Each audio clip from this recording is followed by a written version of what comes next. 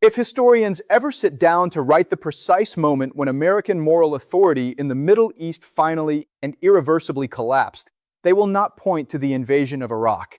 They will not point to Abu Ghraib, or to the years of drone strikes across Pakistan and Yemen, or to the long humiliation of the Afghanistan withdrawal.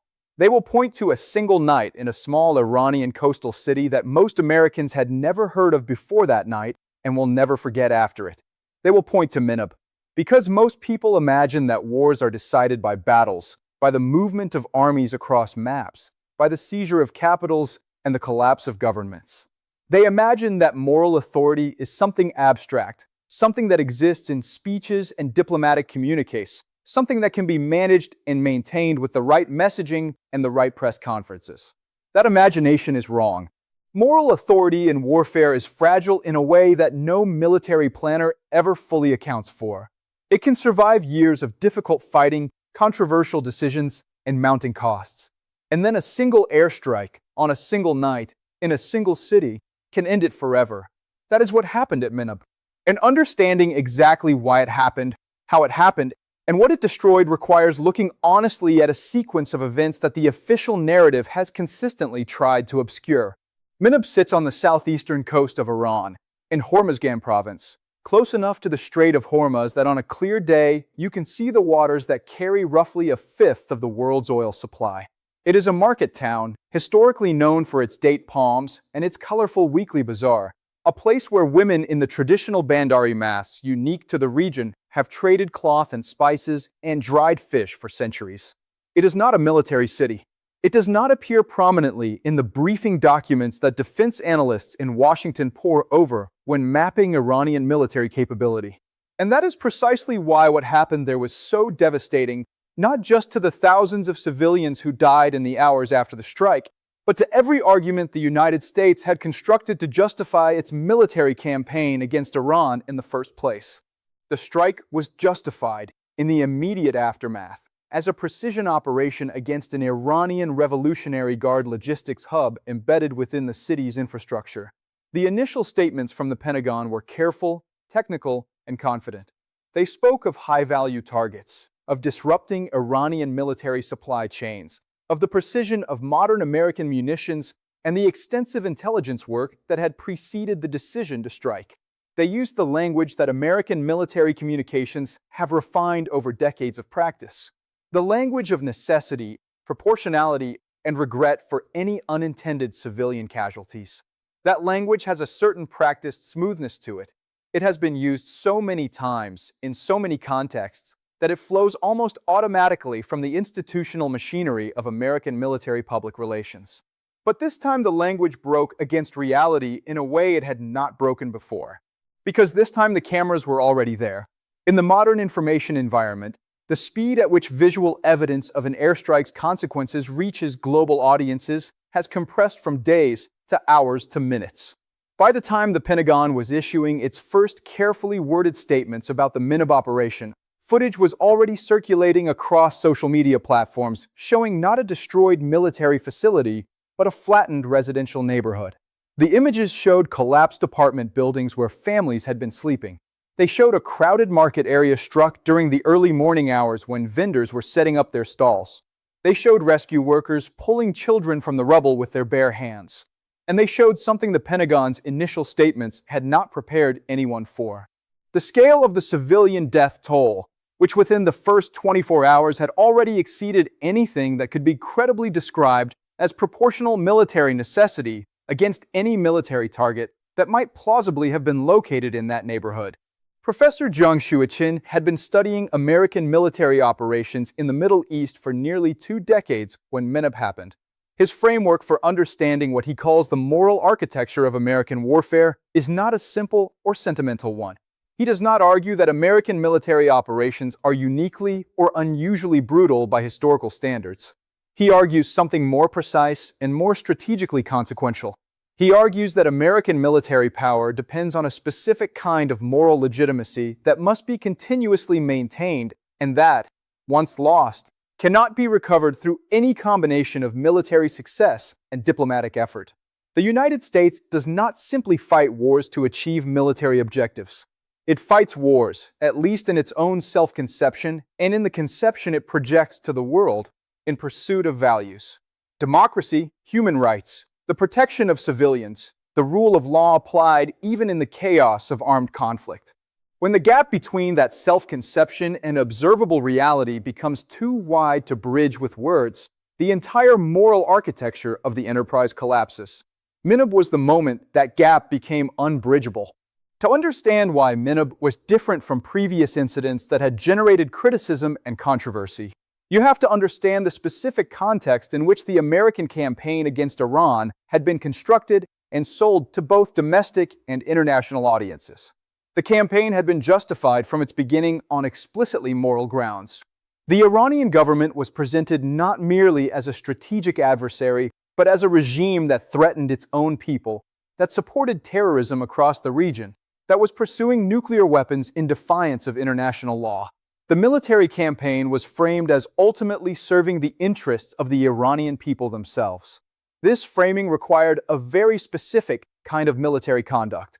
It required that American operations be seen, credibly, as targeting the regime and its military apparatus rather than the civilian population the regime allegedly oppressed. The moment that distinction became impossible to maintain, the moral foundation of the entire campaign dissolved. And at Minab, it became impossible to maintain. The mechanical explanation for what happened is this. The Revolutionary Guard logistics hub that the strike was designed to destroy was not where the intelligence said it was. It had been there, at some point in the past, and the intelligence relied upon for the strike had not been updated to reflect its relocation. What remained at the coordinates that American munitions struck was a residential and commercial area that bore no meaningful military significance at the moment of impact. The precision of the weapons, which was genuine, meant only that they hit exactly where they were aimed. They were aimed at the wrong place. But the mechanical explanation misses the deeper strategic failure that Professor Jiang identifies as the true cause of the disaster. The deeper failure was the result of a targeting process operating under pressures that consistently pushed toward striking rather than waiting, toward acting on imperfect intelligence rather than delaying for confirmation, toward maintaining the tempo of operations that commanders and political leaders were demanding rather than accepting the intelligence gaps that careful, patient target development would have revealed. That pressure existed because the campaign was not, in military terms, going as well as the initial planning had assumed. Iranian military forces had adapted quickly, dispersing their assets, moving their command and control nodes, exploiting dense urban environments to deny American surveillance the clear targeting picture it needed. American commanders were under pressure to show results. Intelligence analysts were under pressure to provide targets. And the combination of those two pressures produced, eventually, the strike on Minab. The international reaction was unlike anything that had followed previous incidents in the campaign.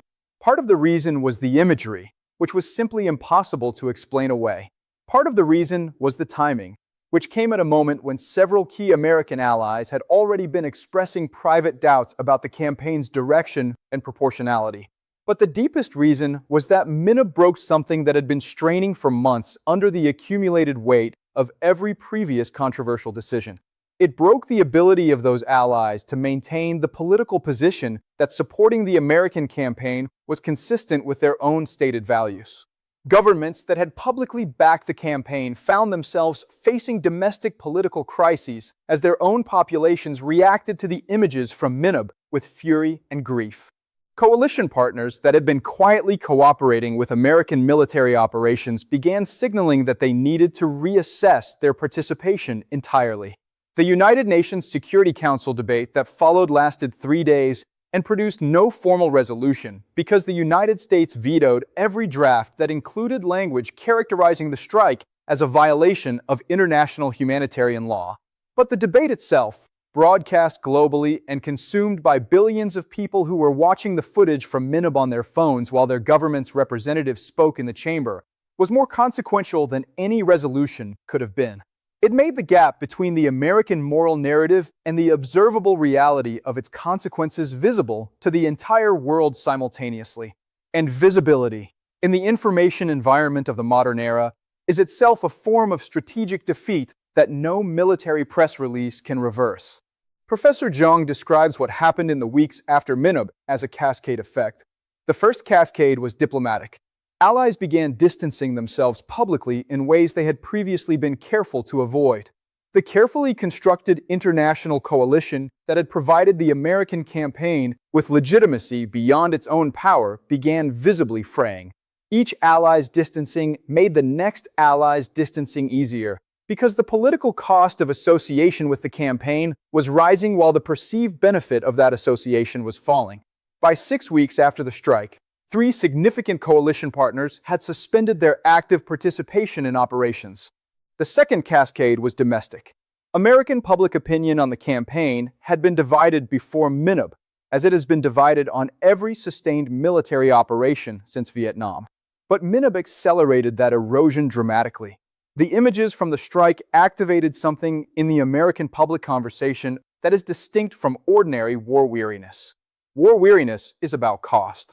What Minab activated was a moral crisis, a widespread and genuine questioning of whether the campaign was being conducted in ways consistent with the values it claimed to be defending. Congressional voices that had been quietly skeptical became publicly critical. Voices that had been publicly supportive began demanding accountability and formal investigations. The third cascade was the one Professor Jiang identifies as strategically most consequential, and it is the one that receives the least attention in most analyses of the Minab disaster's aftermath. It was the cascade within Iran itself.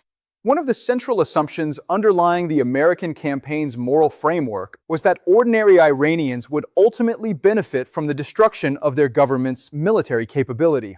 That assumption depended on at least some degree of separation in Iranian public perception between the Iranian government and the American military campaign against it. Minab obliterated that separation entirely. The footage circulated inside Iran through channels that no censor could fully control, and it produced a reaction that Iranian government messaging had been struggling for years to generate. A genuine, broad-based, visceral unity of the Iranian public against the American campaign. Not unity in support of the Iranian government's politics. Unity in the specific, focused experience of collective grief and anger at what had been done to civilian people in an Iranian city by American munitions. And a population unified in grief and anger against an external enemy is a population that becomes extraordinarily difficult to subdue through continued military pressure. It becomes, instead, the recruiting ground for exactly the kind of determined resistance that transforms military campaigns into strategic disasters. Professor Jiang's most uncomfortable argument about Minab is not about what it destroyed, but about what it revealed. His contention is that the moral framework of the American campaign against Iran was always more fragile than its architects understood, because it contained a fundamental internal contradiction. A military campaign justified on moral grounds against a government that oppresses its people cannot, by the logic of its own moral framework, employ methods that kill those same people at scale. The moment it does, it has destroyed the distinction between the oppressor it claims to oppose and itself. It has become, in the eyes of those watching and in the experience of those living in the target country, simply another foreign power using violence against Iranian people. Minab did not create that contradiction. It made it impossible to ignore any longer. There is no comfortable conclusion to draw from an honest examination of the Minab disaster. There is no policy reform or technological improvement that would guarantee the conditions that produced Minab could not produce a similar catastrophe in a future campaign. The fundamental tensions between military necessity and civilian protection, between the operational pressure to maintain striking tempo and the intelligence requirements for confident targeting in complex urban environments, are not tensions that can be engineered away. They are structural features of modern warfare between a technologically advanced power and an adversary specifically skilled at using civilian environments as strategic protection. The moral war ended at Minab. What remains after it is a military operation consuming enormous resources and generating enormous suffering for objectives that have become impossible to articulate in terms that any honest person can find convincing. That is the true disaster, not the airstrike itself, terrible as it was, but what the airstrike revealed about the nature of the enterprise it was part of. Because once the moral foundation is gone, what is left is not a war for values. It is simply a war, And wars without moral foundations, as history records with devastating consistency, do not end well for the side that lost its story. They end when the cost finally exceeds the will to continue paying it. And at Minab, the cost became visible to the entire world at once.